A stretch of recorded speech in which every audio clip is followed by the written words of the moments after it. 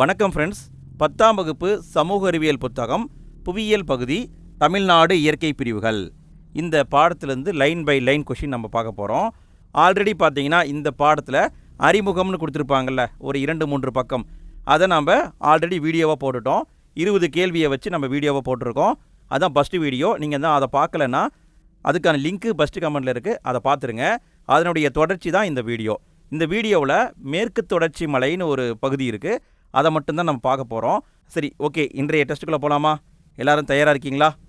சரி, ஃபஸ்ட்டு வினா பாருங்கள்.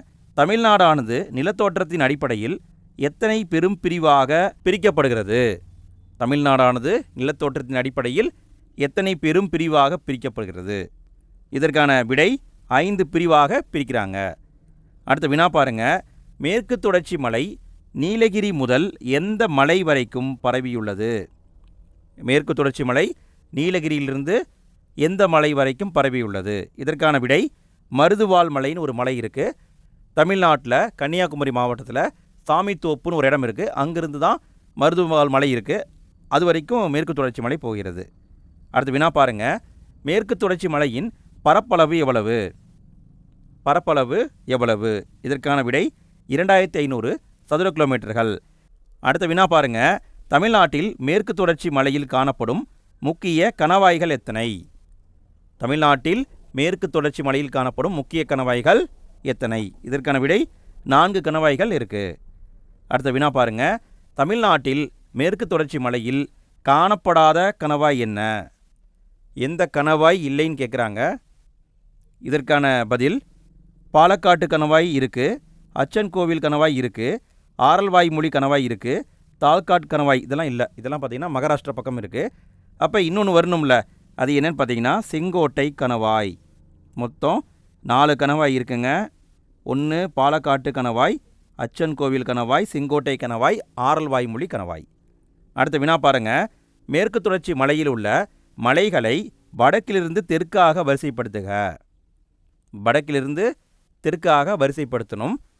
இதற்கான விடை வடக்கில் இருக்கிறது நீலகிரி, அதற்கு தெற்கே போனீங்கன்னா ஆனைமலை வரும், அதற்கு தெற்கே ஏலக்காய் மலை வரும், அதற்கு தெற்கே வருசநாட்டு மலை வரும். இங்கே சரியாக தான் கொடுத்துருக்காங்க. அடுத்த வினா பாருங்கள். நீலகிரி தமிழ்நாட்டின் எந்த பகுதியில் உள்ளது? நீலகிரி தமிழ்நாட்டுடைய எந்த பகுதியில் உள்ளது?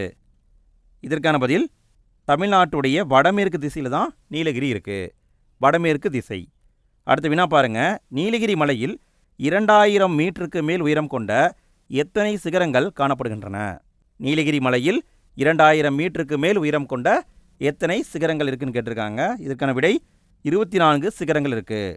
24 சிகரம் இருக்குது. அடுத்த வினா பாருங்கள். தமிழ்நாட்டின் மிக உயரமான சிகரம் தொட்டபெட்டா. இந்த தொட்டபெட்டா அமைந்துள்ள மலை எது? தென்னிந்தியாவின் உயரமான சிகரம் என்பது ஆனைமுடி. தமிழ்நாட்டுடைய உயரமான சிகரம் தொட்டபெட்டா. அது எந்த மலையில் இருக்குது? நீலகிரி மலையில் இருக்குது. அடுத்த வினா பாருங்கள். தொட்டபெட்டா சிகரத்தின் உயரம் என்ன? தொட்டபெட்டா சிகரத்தின் உயரம் என்னன்னு கேட்டிருக்காங்க. இதற்கான விடை 2637 மீட்டர். எல்லாமே மீட்டருங்க, கிலோமீட்டர்னு போட்டுறாதீங்க. மீட்டர் என்பது சரி. 2637 மீட்டர்கள். அடுத்த வினா பாருங்கள். நீலகிரி மலையில் எத்தனைக்கும் மேற்பட்ட பூக்கும் தாவரங்கள் மற்றும் நீலகிரி வரையாடு காணப்படுகிறது? நீலகிரி மலையில் எத்தனைக்கும் மேற்பட்ட பூக்கும் தாவரங்கள் இருக்கிறதுன்னு கேட்டிருக்காங்க. இதற்கான விடை 2700க்கும் மேற்பட்ட பூக்கும் தாவரங்கள் இருக்குது. அடுத்த வினா பாருங்கள். ஆனைமலை தமிழ்நாடு மற்றும் கேரள மாநிலங்களின் எல்லைப்பகுதியில் எந்த கணவாய்க்கு தெற்கே அமைந்துள்ளது? ஆனைமலை எங்கே இருக்குது? தமிழ்நாடு மற்றும் கேரளா மாநிலத்துக்கு எல்லைப்பகுதியில் இருக்குது.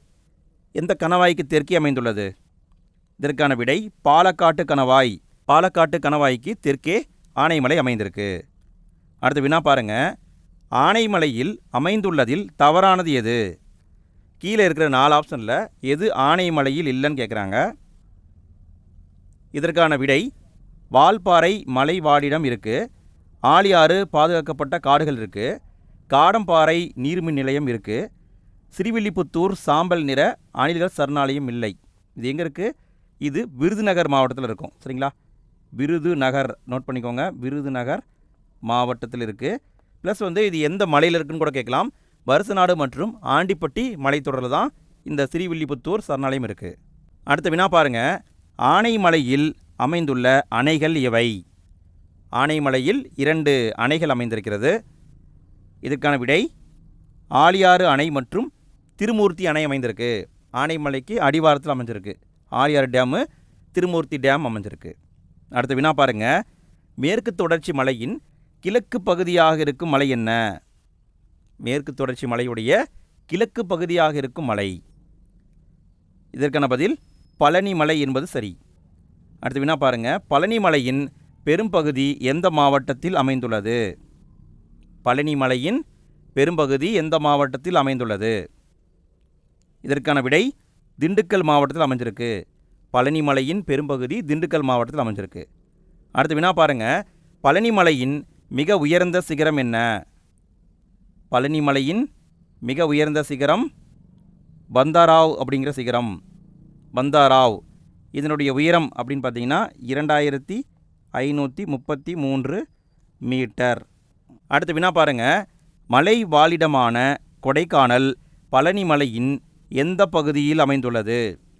கொடைக்கானல் பழனி மலையின் எந்த பகுதியில் அமைந்துள்ளதுன்னு கேட்டிருக்காங்க. இதற்கான பதில் தென்மத்திய பகுதியில் அமைந்திருக்கிறது.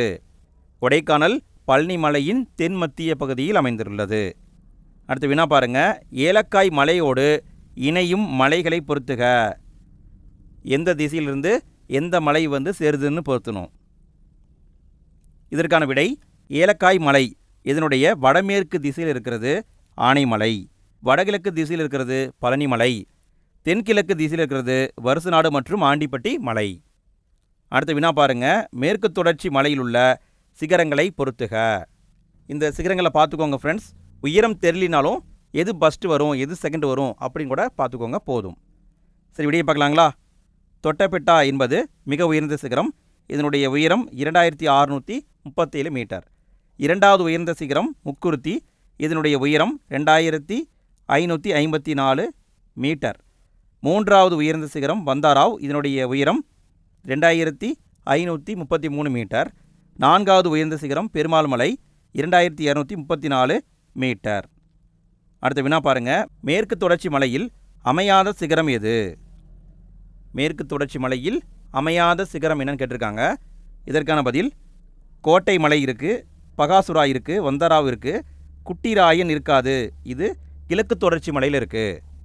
அடுத்த வினா பாருங்கள், வருசநாடு மற்றும் ஆண்டிப்பட்டி மலைக்குன்றில் காணப்படாத மலை. வருசநாடு மற்றும் ஆண்டிப்பட்டி மலை அதில் பார்த்தீங்கன்னா நிறைய குன்றுகள் இருக்குது. இதில் காணப்படாத குன்று எதுன்னு கேட்டிருக்காங்க. மேகமலை இருக்குது, கழுகுமலை இருக்குது, குரங்கணி மலை இருக்குது, வலச மலை கிடையாது. இது தவறு. அடுத்த வினா பாருங்கள், ஸ்ரீவில்லிபுத்தூர் சாம்பல் நிற அணில்கள் சரணாலயம் அமைந்துள்ள மலை எது?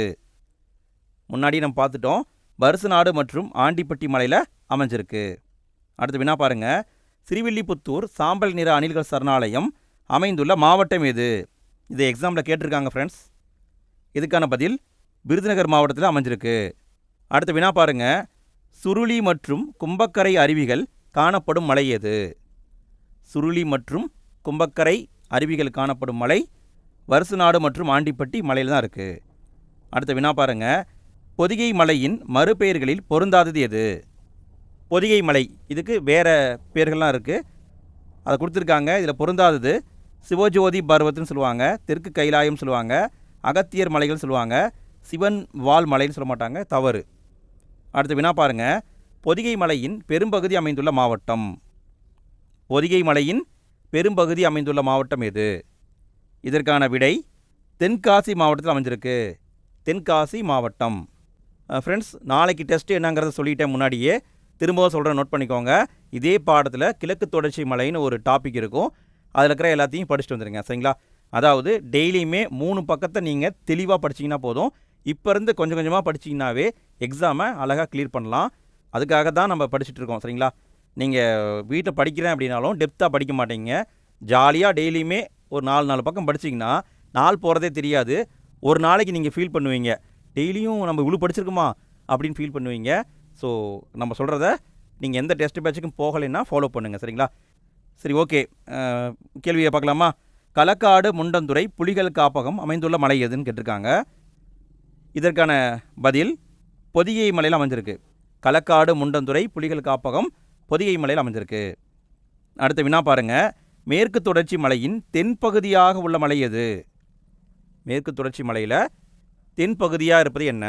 வடக்கு பகுதியாக இருக்கிறது நீலகிரி, அதுவே கிழக்கு பகுதியாக இருக்கிறது பழனி மலைன்னு பார்த்தோம். தெற்கு பகுதி கடைசியாக இருக்கிற மலை மகேந்திரகிரி மலை தான் இருக்குது. அடுத்த வினா பாருங்கள். மகேந்திரகிரி மலைக்குன்றுகள் எந்த மாவட்டங்களுக்கு இடையே எல்லையாக விளங்குகிறது? மகேந்திரகிரி இந்த மலையானது 2 மாவட்டங்களுக்கு எல்லையாக இருக்குது. இதற்கான பதில் கன்னியாகுமரி மற்றும் திருநெல்வேலி இந்த 2 மாவட்டங்களுக்கும் எல்லையாக இருப்பது மகேந்திரகிரி மலைகள். அடுத்த வினா பாருங்கள். தவறான கூற்றை கண்டறிக. 4 பாயிண்ட் கொடுத்துருக்காங்க. எது தவறுன்னு கண்டுபிடிக்கணும். தேர்வில் இந்த மாதிரியான வினா தான் வரும். சரி, விடையை பார்க்கலாமா? மகேந்திரகிரி மலையின் சராசரி உயரம் 1645 மீட்டர் ஆகும். இது கரெக்டு. பொதிகை மலை பசுமை மாறாத காடுகளுக்கு பெயர் பெற்றது. இது கரெக்டு. வருசநாடு மற்றும் ஆண்டிப்பட்டி மலைகள் தாமிரபரணி நதியால் வளம் பெறுகின்றன. இது தவறு. இங்கே பாயக்கூடிய நதி வைகை நதி. வருசநாடு மற்றும் ஆண்டிப்பட்டியில் பாயும் நதி வைகை நதி. அடுத்த பாயிண்ட் பாருங்கள். மிளகு மற்றும் காஃபி ஏலக்காய் மலையில் அதிகமாக பயிரிடப்படுகிறது. அப்போ தவறான பாயிண்ட்னா 3 மட்டும்தான் தவறான கூற்று. அடுத்த வினா பாருங்கள். கடைசி வினாங்க. பொறுத்துக. எந்த மலையில் எது இருக்குது அப்படிங்கிறத கரெக்டாக பொருத்தணும். இதற்கான பதில் பழனி மலையில் இருக்கிறது கொடைக்கானல், நீலகிரி மலையில் இருக்கிறது முக்குருத்தி இருக்குது, வருசநாடு மற்றும் ஆண்டிப்பட்டி மலையில் மேகமலை இருக்குது, ஆனைமலையில் வால்பாறை அது இருக்குதுங்க. அப்போ இதான் ஆன்சர். ஃப்ரெண்ட்ஸ், இந்த 32 கேள்வியில் உங்களுக்கு எத்தனை கேள்விக்கு கரெக்டான ஆன்சர் தெரிஞ்சது அப்படிங்கிறத மறக்காமல் கமெண்ட்டில் போட்டு விடுங்க. அடுத்தடுத்த தேர்வில் முழு மதிப்பெண் வாங்க ட்ரை பண்ணுங்கள். சரிங்களா? ஒரு முறை படிக்கும் பொழுது மனசில் அப்படியே பதிஞ்சிடும். ஸோ நல்லா படிச்சுட்டு வாங்க. நாளைக்கு டெஸ்ட் இருக்குது. சரி, ஓகே. அடுத்த வீடியோவில் சந்திப்போம். தேங்க்யூ.